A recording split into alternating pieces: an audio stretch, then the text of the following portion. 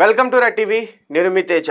పెళ్ళి అంటేనే భయపడుతున్నారు. మరీ ముఖ్యంగా మగవారైతే అసలు మేము పెళ్ళిళ్ళే చేసుకోమంటూ కూడా పారిపోయిన పరిస్థితి అయితే ఇప్పుడు వచ్చేసింది. ఎస్, ఎందుకంటే రీసెంట్గా జరుగుతున్న సంఘటనలు అటువంటివి.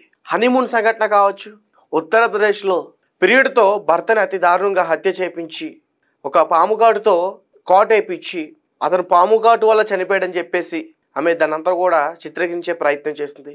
ఇంకొక మహిళ డ్రమ్ములో వేసి మొత్తం కూడా సిమెంట్ చేసేసింది. ఇంకొకరేమో హనీమూన్ అని చెప్పి సరదాగా హనీమూన్ అని చెప్పి తీసుకెళ్ళి అక్కడ లోయలో తోసేసి పాపం కాల్జారి పడిపోయానని చెప్తారు. మరొకరేమో పెళ్ళైన ఫస్ట్ నైట్ రోజు ముట్టుకుంటే 30 సార్లు కత్తితో పొడిచి చంపేస్తానని బెదిరిస్తారు. ఇంకొకరేమో పెళ్ళి రేపనగా ముందు రోజే చంపేస్తున్నారు. ఇంకొకరేమో పెళ్ళైన 6 గంటల్లో 5 గంటల్లో చంపేస్తున్నారు. ఆస్తి కోసం, ప్రియుడు కోసం మరి ఇలాంటి ఘటనలు జరుగుతూనే ఉన్నాయి. తాజాగా ఇప్పుడు ఒక వీడియో బయటపడింది. ఒక భర్త తన భార్య పైన అనుమానం ఉంది, అంటే తన బిహేవియర్లో చాలా చేంజ్ చూశాడు. సో దాని తర్వాత ఈ మధ్యన జరుగుతున్న సంఘటనలన్నీ కూడా దృష్టిలో పెట్టుకుని తనను తాను జాగ్రత్తగా రక్షించుకోవడం కోసం 24 అవర్స్ కూడా తను అబ్జర్వ్ చేసిన ప్రయత్నం చేశాడు. ముఖ్యంగా ఆఫీస్కి వెళ్తానని చెప్పేసి అతను ఆఫీస్కి వెళ్లకుండా ఆమె భార్య ఏం చేస్తుందనే విషయం తెలుసుకోవడానికి ప్రయత్నించాడు. ఒక రకంగా అలా చేయడం తప్పే, కానీ ఆ ప్రయత్నంలో చాలా విషయాలన్నీ కూడా బయటపడ్డాయి. సో ఇది నేను చెప్పడం కాదు, ఒకసారి మీరు స్క్రీన్ పైన చూసే ప్రయత్నం చేయండి.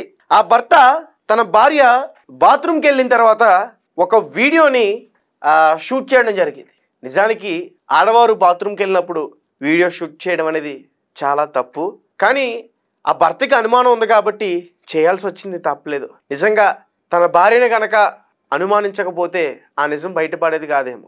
ఎందుకంటే ఆమె వ్యవహారం మొత్తం కూడా నడుపుతుంది బాత్రూంలోనే. ఒకసారి మీరు క్లియర్గా చూడండి ఆ మహిళ ఏం చేస్తుందో. అతను కిటికీలో నుంచి ఏం రికార్డ్ చేశాడో మనకి క్లియర్గా కనిపిస్తూ ఉంది. శాంసంగ్ ఫోన్ అనుకుంటా, ఎంత చక్కగా పట్టుకుందో ఆ ఫోన్ని. పట్టుకుని తన ప్రియుడితో ఎంత ఆనందంగా మాట్లాడుతుందో.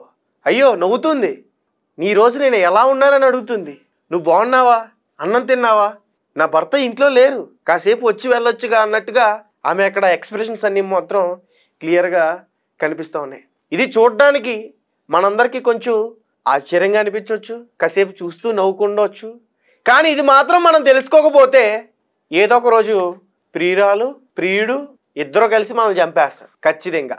ఎందుకంటే రీసెంట్గా మనం చూసాం కదా, కళ్ళల్లో కారం కొట్టి గొంతు కోసి తీసుకెళ్ళి ఒక బావిలో పడేశారు. కర్ణాటకలో జరిగింది ఇటువంటి సంఘటన. సో ఇక్కడ కూడా అటువంటిదే జరుగుతుందేమో ఒక భయంతో ఆ భర్త దీన్ని ఎలా అయినా సరే బయట పెట్టాలనే ఒక ఇదితో అదంతా కూడా రికార్డ్ చేయడం జరిగింది. చూడండి ఒకసారి.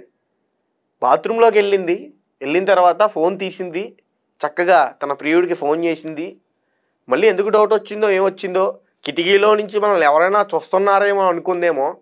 కాస్త అక్కడి నుంచి లేచి కొంచెం కిటికీలో నుంచి కనిపించకుండా ఉండే కొంచెం ఇటువైపు వచ్చింది బాత్రూమ్ దగ్గరికి. దాని తర్వాత ఎక్స్ప్రెషన్స్ చూడండి. ఈరోజు నేను ఎలా ఉన్నాను, నా మేకప్ బాగుందా, నా మేకప్ బాగా వేసుకున్నానా, ఈరోజు నేను అందంగా కనిపిస్తున్నానా అన్నట్టు ఆమె ఎక్స్ప్రెషన్స్ అన్నీ కూడా క్లియర్గా కనిపిస్తుంది. నేను చెప్పడం కానీ మీరు వినడం కానీ మీరు చూడడం కానీ ఇదంతా కూడా నవ్వులాటగా అనిపిస్తుంది, కానీ ఇది చాలా చాలా సీరియస్ మ్యాటర్. ఎందుకంటే అక్కడ ఆమె చేస్తున్న చేష్టలు తమ భర్త తెలియకుండా చూస్తున్నాడు కాబట్టి ఇదంతా కూడా పాపం పిచ్చిది ఏదో చేస్తుంది, భర్త తెలిసిపోయిందనే నవ్వుకుంటున్నాం. కానీ నిజానికి అతను అలా చెయ్యబట్టే తమ భార్య ఏం చేస్తుందన్న విషయం అతనికి అర్థమైంది. చూడండి ఆ ముచ్చట్లు, ఆ ముద్దు ముచ్చట్లు, ఫ్లయింగ్ కిస్లు, అసలు మరి కట్టుకున్న భర్త పిల్లలు ఆ ప్రియుడు మోజలో పడి ఇంకా అసలు లోకం గుర్తులేదు, ఇంకా అంతా బాత్రూంలోనే. ఇంకా చూడండి ఒకసారి ఏం చేస్తుందో. సాధారణంగా బాత్రూమ్కి ఎందుకు వెళ్తారు, ఈమె మాత్రం తన ప్రియుడితో మాత్రం ముచ్చట్లు పెట్టుకోవడానికి వెళ్తుంది. ఇది మాత్రం క్లియర్గా అర్థమవుతుంది. సో రీసెంట్గా జరుగుతున్న ఘటనలు కావచ్చు, జరుగుతున్న ఏవైతే ఉన్నాయో విషాద సంఘటనలు కావచ్చు, సరదాగా కారులోకి ఏదైనా పార్క్ వెళ్దామని తీసుకెళ్తారు, ఆ కారు డ్రైవర్ ఎవరో అనుకుంటాం, కానీ ఆడే మనల్ని చంపేసేవాడని తెలియదు, ఆడే ఏముడని ఆ విషయం మనకు తెలీదు. దారి మధ్యలోకి వెళ్ళిన తర్వాత కారు అవుతాడు, టైర్ పంచర్ అంటాడు, కాస్త హెల్ప్ చేయండి అంటారు. ఏదో హెల్ప్ చేద్దామని కాస్త వంగితే ఒక రాడ్ తీసుకొచ్చి నెత్తి మీద వేసి కొట్టేస్తాడు, లేదంటే ఆ అమ్మాయి వెనక నుంచి కత్తితో పొడిచేస్తుంది. సో అలా చేసేసిన తర్వాత మళ్ళీ దూర ప్రాంతానికి తీసుకెళ్ళి నిర్మానుష్యమైన ప్రాంతానికి తీసుకెళ్ళి పెట్రోలు ఒంటిపైన పోసేసి ఆ బాడీ మీద పోసేసి పోలీసులకు ఎటువంటి రిపోర్ట్స్ అన్ని దొరకకుండా పూర్తిగా కాల్చేయడానికి ప్రయత్నిస్తారు. ఎన్ని ఎన్ని ఎన్ని ఎన్ని చూస్తున్నాం రోజు రోజుకి, ఒకటా రెండా?